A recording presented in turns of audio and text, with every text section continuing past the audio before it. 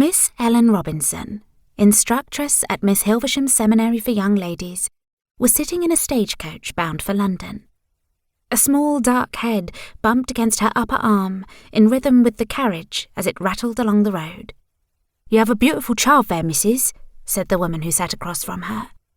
She wore a shawl around her head and held a basket of turnips on her lap.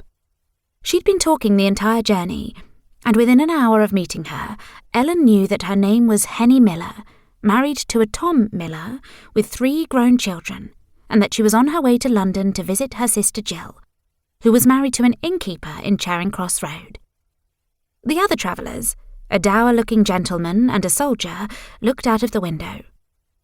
Henny had looked at Ellen as if expecting her to share her personal story, but Ellen had merely smiled. The woman nodded at the sleeping child. "Looks just like me John when he was a baby.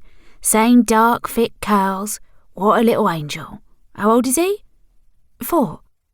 Ellen had no idea how old Nonny was, but 4 seemed as good a guess as any. The woman pursed her lips. "A difficult age. No longer a babe, but not ready to work either. Always falling from one scrape to another. My advice is never to let him out of your sight, lest he drowns himself in the rain barrel of your horse trough.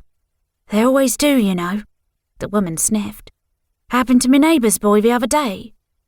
Ellen's head snapped up. "The poor child drowned in a horse trough?" "Almost. My husband fished him out just in time." Ellen breathed a sigh of relief. She lifted the arm that had fallen asleep, shook it, and put it around the child's shoulders, raising him gently so that his feet rested on the seat and his head on her lap. "You're a good mamma," the woman said approvingly. Ellen smiled tightly. She was as related to the child as a grasshopper was to a blackbird. She hadn't even known of Nonny's existence until yesterday morning. He'd been standing on the porch of the seminary, a small trunk at his side, a letter tucked in the pocket of his coat, and his big black eyes filled with tears. Someone had dropped him off and disappeared by the time Martha opened the door. Martha, the good soul, had taken him in, wiped his cheeks, and sat him down at the kitchen table with a glass of warm milk and a plate of oat biscuits. Then she'd informed the head mistress, Miss Hilversham, that they had a new pupil. Miss Hilversham was married to the Duke of Rochford, and should properly be called Your Grace and Lady Rochford, but all the pupils and teachers at the seminary still called her Miss Hilversham. The name stuck to her like glue. The school was named after her, and under her leadership it had developed a reputation for excellence. So she'd thought it wise to keep the name and persona of Miss Hilversham separate from that of the Duchess of Rochford. What on earth is this man thinking? Miss Hilversham knitted her brows together as she perused the letter tucked into Nonny's coat. This Baron Tewkbury, or is it Tewkbury? Terrible penmanship. Dumping the child on our porch like that. This is a seminary for young ladies, not a nursery for little children. Nor do we accept boys. Here, read this. She handed the letter to Ellen, frowning so deeply that her eyebrows touched the bridge of her nose. The missive was difficult to read. It was smudged with tea stains, and what wasn't smeared was illegible.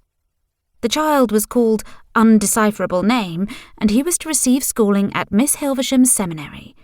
Signed, Twilsbury, or some variation thereof, 11 Hanover Square. Ellen shook her head. It's barely legible. What shall we call him? She squinted at the paper. Does it say Nonny? Is that an N or a V? Miss Hilversham pursed her lips. Nonny is a popular nickname for Giovanni. She peered again at the scrawled words. It must be Giovanni Battista, she pronounced. An excellent reminder that penmanship is not only important, but can be positively crucial in certain circumstances.